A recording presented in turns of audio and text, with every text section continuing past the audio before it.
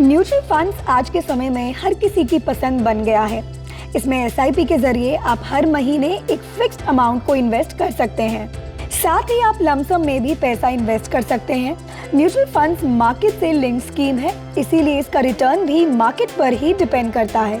लेकिन एक्सपर्ट्स की माने तो लॉन्ग टर्म में ये स्कीम काफी अच्छा मुनाफा करा सकती है। इस स्कीम में 12% का रिटर्न मिलने का अनुमान लगाया जाता है।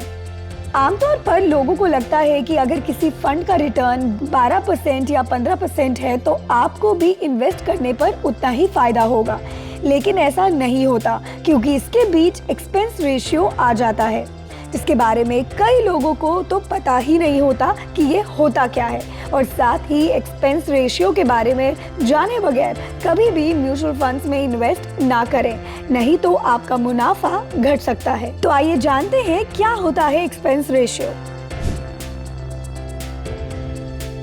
Asset management companies mutual funds को मैनेज करने के साथ साथ फंड डिस्ट्रीब्यूशन और मार्केटिंग का खर्चा उठाती है। साथ ही म्यूचुअल फंड के ट्रांसफर, कस्टोडियन, लीगल और ऑडिटिंग जैसे खर्चे भी उठाती है।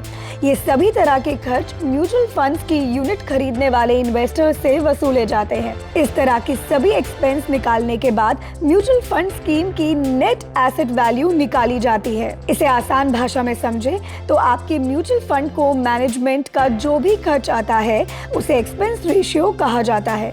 किसी भी फंड का एक्सपेंस रेशियो ही ये तय करता है कि आपको कोई फंड कितना सस्ता मिलेगा। वहीं एक्सपेंस रेशियो कम या ज्यादा होने का असर आपके रिटर्न पर भी पड़ता है। हर कंपनी अपने लिए अपने हिसाब से एक्सपेंस रेशियो सेट करती है।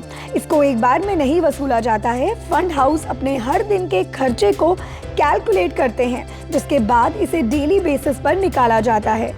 एनुअल एक्सपेंस रेशियो साल के ट्रेडिंग डेज में डिवाइड होते हैं, जिन्हें टोटल एनवी पर लगाया जाता है।